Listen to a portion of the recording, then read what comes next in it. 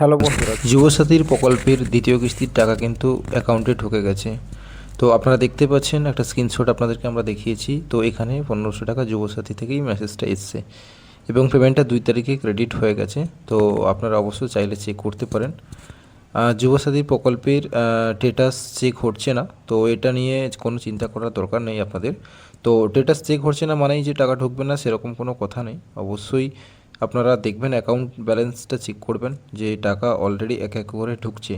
তো আপনারা হয়তো অনেকেই চিন্তিত আছেন যে প্রথম কিস্তির টাকা অনেকে পাননি, আর দ্বিতীয় কিস্তির টাকাও পাননি। তো অনেকের দেখা যাচ্ছে প্রথম কিস্তির টাকা পাননি, কিন্তু এপ্রিল মাসে তাদের দ্বিতীয় কিস্তির টাকা, মানে প্রথম কিস্তির টাকাটা এপ্রিল মাসে ঢুকে গেছে। আর যারা প্রথম কিস্তিও পেয়েছে আর দ্বিতীয় কিস্তির টাকাটাও এপ্রিল মাসে ঢুকে গেছে। তো একে একে করে সবার টাকা দেওয়া হবে, তো যেটা জানা যাচ্ছে নিউজের মাধ্যমে। তো চিন্তা করার কোনো দরকার নেই। তো অবশ্যই আপনারা কমেন্ট করে জানান যে আপনারা টাকা পেয়েছেন কি না।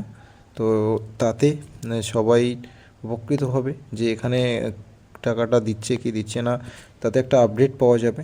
আর অবশ্যই এখান থেকে আপনারা দেখতে পাচ্ছেন যে আপনাদেরকে আমরা স্ক্রিনশট দেখাচ্ছি। তো এই স্ক্রিনশটের মাধ্যমে এই যেটা দেখালাম 2 তারিখে ক্রেডিট হয়েছে, ইনি কিন্তু প্রথম মাসে পাননি, দ্বিতীয় মাসে টাকাটা ক্রেডিট হয়েছে।